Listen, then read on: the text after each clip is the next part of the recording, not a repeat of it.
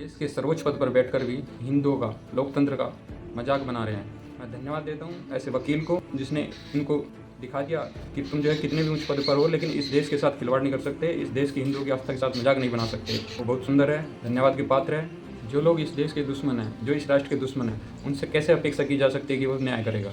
वो तो पक्षपात करेगा, वो अपने धर्म को बढ़ाएगा, वो हिंदुओं को कुचलने की, दबाने की पूरी कोशिश करेगा। उनसे न्याय की तो उम्मीद की नहीं जा सकती है। शत्रु से कैसे न्याय की उम्मीद की जा सकती है? ये किस प्रकार हिंदुओं के खिलाफ नफरत भरा हुआ है, इनको जहर भरा हुआ, और ये कब से भुला हुआ कुछ पता नहीं।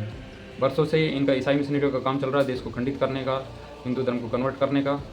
ये बात अब कुछ समझ में आ रही है कि इनके मुंह से निकल रहा है कि किस प्रकार ये देवताओं के लिए उपवास कर रहे हैं, और इतने सर्वोच्च पद पर बैठकर भी ये अपनी हरकत से बाज नहीं आते। अब तो ये खुल्लम खुल्ला करने लग गए, तो इनके कितने हौसले बुलंद है। ये कब से इस प्रकार की प्लानिंग कर रहे हैं जो आपस में भले कोई भी जाति धर्म के गिले शिकवे हो, उन सब गिले शिकवों को मिटाकर सबसे पहले राष्ट्र को बचाने का कार्य करना चाहिए, इस देश को बचाने का कार्य चाहिए। हम सबको संगठित होकर इसके विरुद्ध आवाज़ उठानी चाहिए।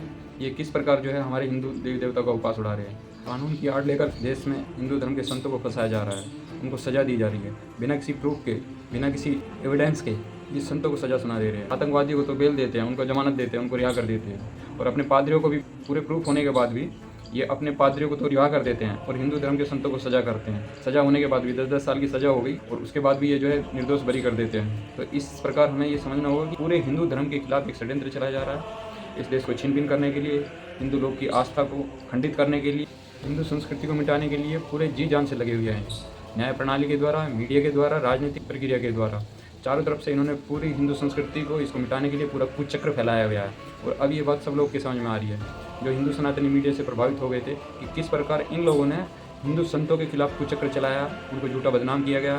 फिर इनका खुद का सिस्टम है, उसी प्रकार से इन्होंने पूरे सिस्टम को हैक करके सजा कराई, जबकि कोई प्रूफ नहीं है। संत आसाराम जी बाबू को इन्होंने इसी तरह फंसाया गया है। जो इनकी जो चाहत है इस देश को खंडित करने की, छीन बीन करके अपना फिर से राज्य स्थापित करने की, ये अपने मंसूबों में कामयाब हो, इससे पहले हम लोगों को समय रहते सभी हिंदुओं को अपने जातीय परंपराओं से, जातीय मतभेदों से ऊपर उठकर एकजुट होकर इनका समूल जड़ से विनाश करना होगा।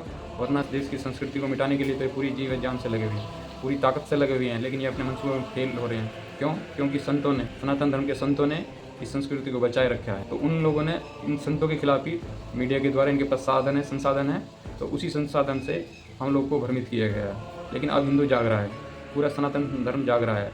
अब सब लोग की समझ में आ रही है कि मीडिया किस प्रकार पूरे हिंदू धर्म को बदनाम करने में लगा हुआ, हमारी संस्कृति छीन बीन करने में लगा हुआ। लेकिन हिंदू जाग गया तो ये संस्कृति छीन बीन नहीं होगी, और जाग रहा है, बहुत कुछ जाग चुका है।